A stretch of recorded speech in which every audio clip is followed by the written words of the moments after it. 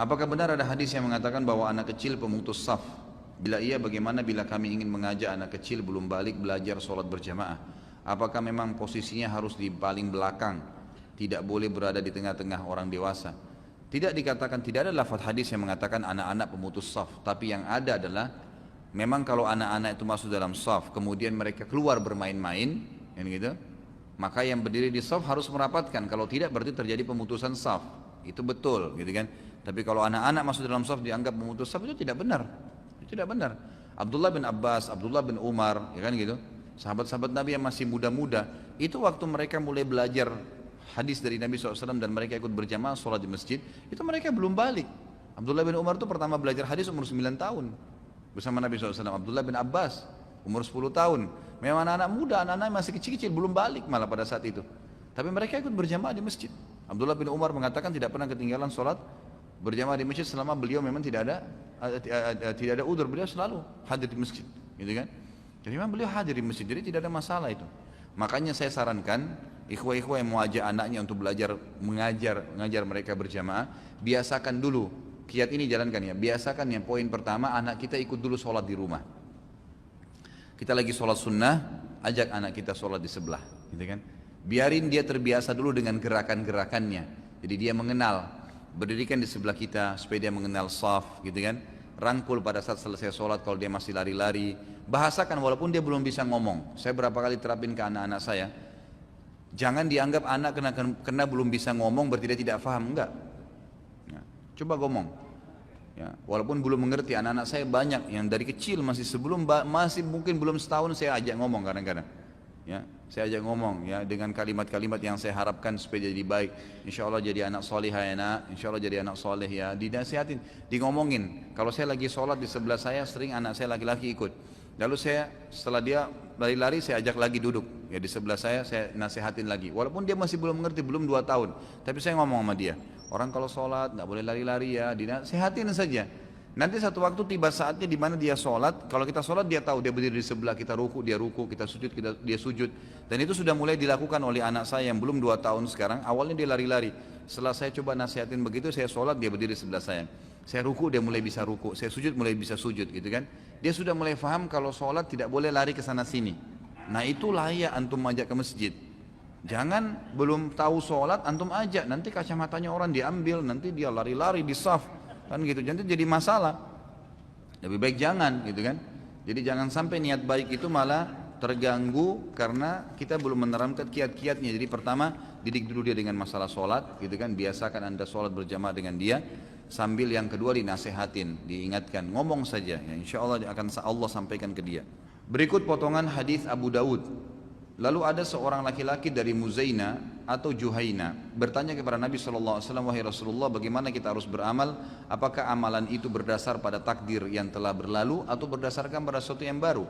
Beliau menjawab, berdasarkan pada sesuatu yang telah ditetapkan. Lalu laki-laki itu atau sebagian orang lain bertanya, lalu untuk apa kita beramal? Beliau menjawab, sesungguhnya ahli surga akan dimudahkan untuk beramal dengan amalan penduduk surga, dan ahli neraka akan dimudahkan untuk beramal dengan amalan ahli neraka. Apakah sudah ditentukan sejak dahulu siapa penghuni surga dan penghuni neraka? Mohon penjelasan Pak Ustaz. Jawabannya iya. Iya. Kita sekarang ini Allah sudah tahu mana penghuni surga, mana penghuni neraka. Tetapi bukan paksaan dari Allah. Bukan Allah jabarkan. Jabar itu dalam istilah bahasa Arab, Allah paksa dia harus jadi neraka atau di surga, bukan. Tapi Allah dengan keluasan ilmunya, dalam akhir surah Al-Anfal patokannya itu Allah mengatakan, a'udzubillahi minasyaitonirrajim, wa qad ahata bikulli syai'in ilma, dan Allah meliputi segala sesuatu dengan keluasan ilmunya. Kata para ulama, Allah tahu semua sebelum menciptakan langit dan bumi, sebelum menciptakan semua makhluk, manusia, jin, malaikat, tumbuh-tumbuhan, hewan-hewan, semua sebelum menciptakan, Allah sudah tahu kalau saya ciptakan nanti dari awal dia hidup sampai dia mati apa yang dia lakukan. Allah sudah tahu dengan keluasan ilmunya. Itulah keluasan ilmu Allah Subhanahu wa taala. Ini yang dimaknakan dengan waqad ahata bikulli syai'in ilma. Allah meliputi segala sesuatu dengan keluasan ilmunya. Jadi Allah memang sudah tahu.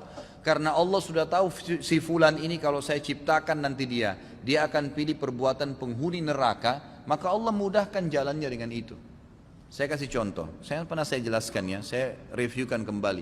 Takdir ada 2 macam, ada mutlak dan ada ikhtiar. Ada yang mutlak, antum tidak bisa campur tangan di situ. Lahir dari rahim ibu siapa, ya, paras wajah kita, warna kulit, umur kita, berapa lama kita akan meninggal, itu semua fungsi-fungsi anggota tubuh, kuping mendengar, mata melihat, hidung menghirup, lidah mengecap, bibir mengucap, semua itu fungsi, tidak bisa dialihkan. Nggak ada orang bisa makan dengan kupingnya, nggak ada orang bisa mendengar dengan matanya, sudah begitu, itu takdir mutlak namanya. Allah memang yang pilihin. Itu hak kuasa Allah SWT. Ada takdir yang kedua, ikhtiar. Ini yang sering orang tidak faham. Artinya berhubungan dengan perilaku kita sehari-hari. Makan, minum, tidur, menikah, semua itu adalah ikhtiar. Allah termasuk beriman dan kafir itu ikhtiar. Ikhtiar. Sekarang antum bisa duduk di masjid ini, majelis kita bisa pulang. Siapa yang bisa tahan? Walaupun saya bilang jangan pulang akhi, tetap kalau antum mau pulang hak antum, tidak ada yang bisa tahan. Tapi dengan antum memilih salah satu perilaku, duduk atau pulang, Allah sudah tahu pada malam itu, pada detik itu, di majelis itu dia akan pilih pulang atau dia akan pilih duduk, dicatat sebagai takdirnya. Gitu kan? Seseorang mau keluar ke diskotik atau mau tinggal di rumah, dia pilih kan, bebas, nggak ada yang paksa dia. Pada saat dia pilih tinggal di rumah, Allah sudah tahu sebelum diciptakan dia akan pilih tinggal di rumah pada saat itu. Dia batalin ya ke diskotiknya. Allah sudah tahu pilihan dia sebagai pencipta. Atau kalau dia keluar pilih ke diskotik, Allah sudah tahu dia akan ke diskotik malam itu, dia akan minum atau dia akan buat apa, maka Allah tahu apa yang dia lakukan. Maka termudahkanlah jalurnya menuju ke neraka karena pilihan dia sendiri. Ya, begitulah yang berhubungan dengan masalah ikhtiar. Jadi perilaku sehari-hari, makan, minum, tidur, beraktivitas, termasuk menikah, itu adalah ikhtiar. Ikhtiar, menjadi kafir dan beriman itu ikhtiar. Pilihan kita, bebas. Antum sekarang bisa murtad, ya, naudzubillah, atau bisa beriman. Bebas. Seseorang dengan satu kalimat aja bisa murtad kok. Dia mengatakan saya murtad, naudzubillah, dengan hatinya betul-betul dia ingin keluar, maka dia murtad, gitu kan. Orang bisa dari kafir masuk Islam dengan satu kalimat, syahadu an la ilaha illallah, syahadu anna muhammadar rasulullah, muslim langsung pada saat itu, gitu kan. Jadi seperti itu ikhtiar dia, nggak ada yang paksain. Tapi Allah sudah tahu dengan kemahaluasannya, di Lauhil Mahfuz tercatat apa saja yang kita lakukan sampai kita meninggal. Ya mungkin kita belum tahu besok kita buat apa.